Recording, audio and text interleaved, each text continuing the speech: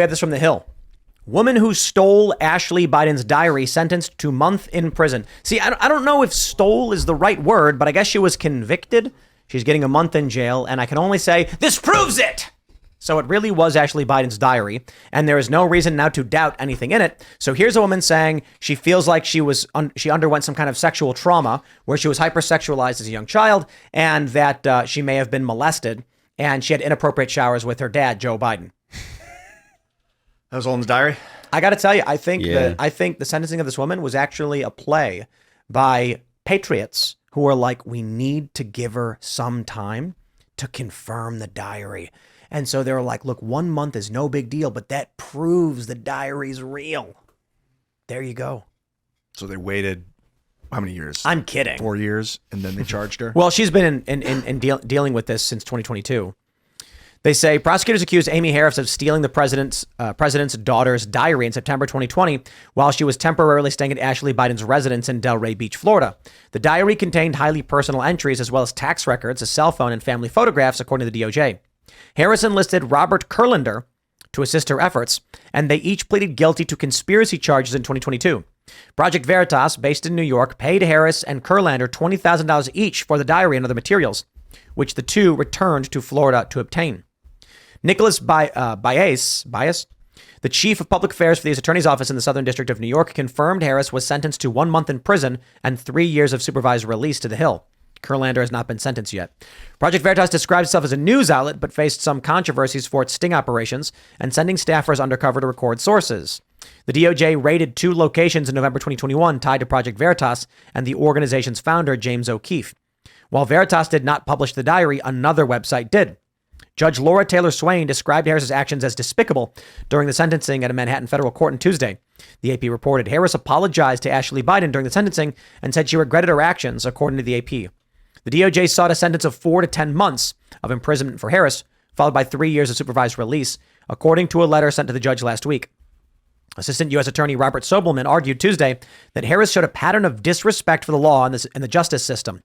Harris's lawyers asked for no prison time, with defense attorney Anthony Security saying she carries the shame and stigma of her actions, the AP reported. Hill reached out for comment.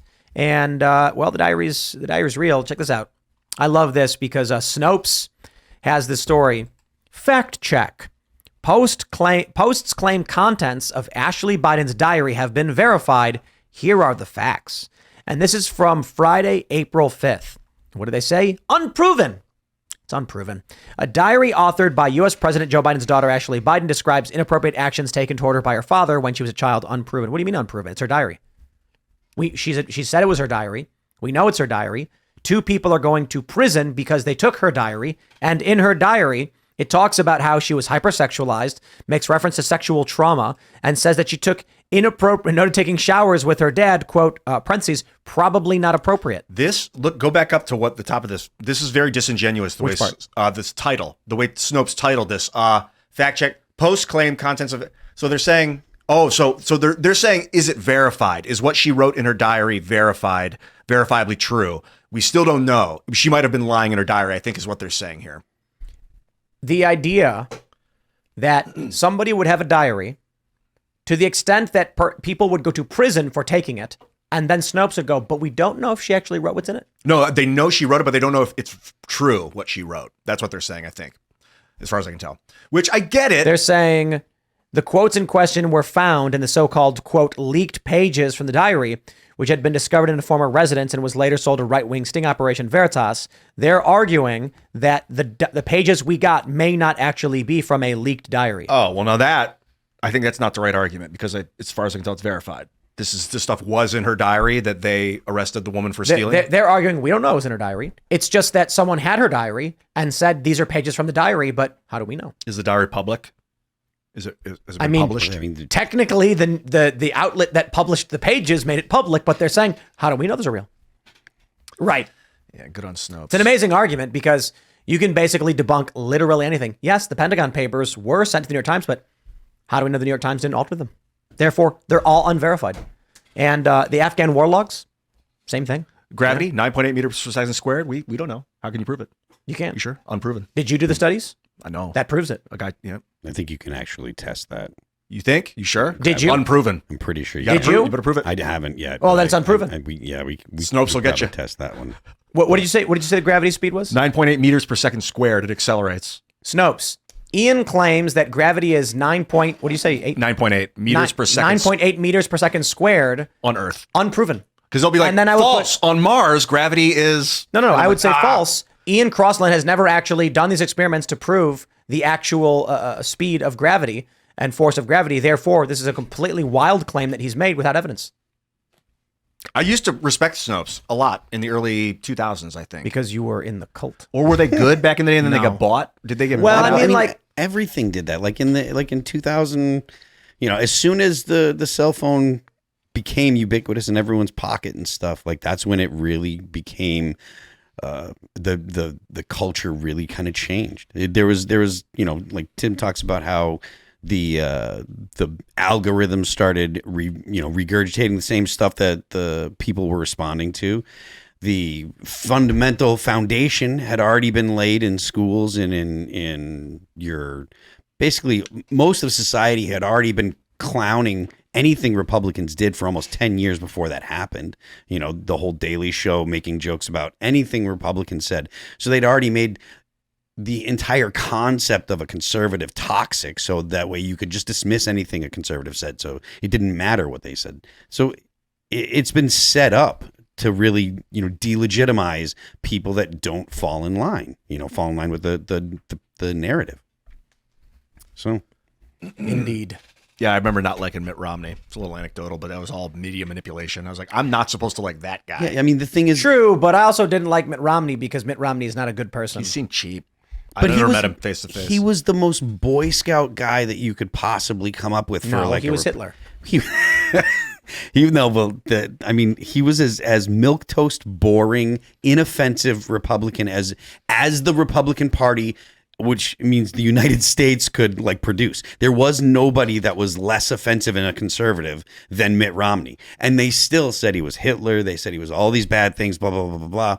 And so the response was, well, if we give you the nicest, most inoffensive conservative imaginable, and you still paint him as evil, then we'll just give you the used car salesman that's going to toss his middle finger up at you. And, we're going to run that guy against the most objectionable Democrat that they could produce. They railroaded Bernie Sanders' campaign and all that stuff. I just want to point this out because Snopes is the most duplicitous, disgusting organization. They say, while there is strong evidence the diary exists, the authenticity of the content of these and other leaked pages has not been confirmed. Just because a diary exists does not mean the images presented by the National File are that diary. Legal proceedings later made it clear if the National File did get the document from Project Veritas. The Intercept reported in 2022 Disgusting. that a Veritas employee provided the alleged diary to the National File in October 2020 when Veritas had reservations about publishing it. So we know they had it. We know Veritas got it. We know Veritas didn't want to publish it and gave it to National File. Other outlets have confirmed this is what happened. But when National File did publish the claim, those claims could be fake. That's literally Snopes' argument as to why it's unverified. Amazing. We know they had it. We know how they got it. We know that people are going to prison for helping facilitate the transfer of it. And then after all is said and done, and the National File is holding the diary, they posted pictures of fake images. That's what I'm supposed to believe. Yeah. I mean, if that's the case, there is literally no way to ever prove anything ever. No, because it's just, we'll just deny it. So here's a video of the National File holding the diary and opening it. Well, how do we know they didn't write those pages themselves? Yep. My God, we're entering this age of deep fake. And that's people that's the argument made about the Hunter Biden laptop. Oh, they had it, and you don't know that the Russians didn't get a hold of it, and you don't know that there wasn't information. Information in it was looked like the Russians had done it, and blah blah blah. That's the same argument, but it was still information that was suppressed, by the government, told multiple social media networks don't, suppress this information. So it doesn't. Everyone that's a conservative generally knows that the government doesn't like the conservatives because the conservatives want to limit the government. Like that, it just the whole narrative. Like conservatives are like, I want small government. I don't think government should do this. I don't think government should do that. The other side of the aisle is like, we think the government should do all these things plus more. And so obviously the government is interested in its own existence. It has an opinion now. It's no longer separate from politics. It's very much interested in its own opinion. It's very much interested in its own continuation. So the government, obviously, people in the government are going to feel like, oh, we should be Democrats and we should want to vote for people that are going to decide to do more government programs. It's just the nature of government. Thanks for watching this clip from the Timcast IRL podcast. Hang out with us live Monday through Friday at 8 p.m. and become a member over at timcast.com for uncensored, members-only shows exclusive. Thanks for hanging out, and we'll see you all next time.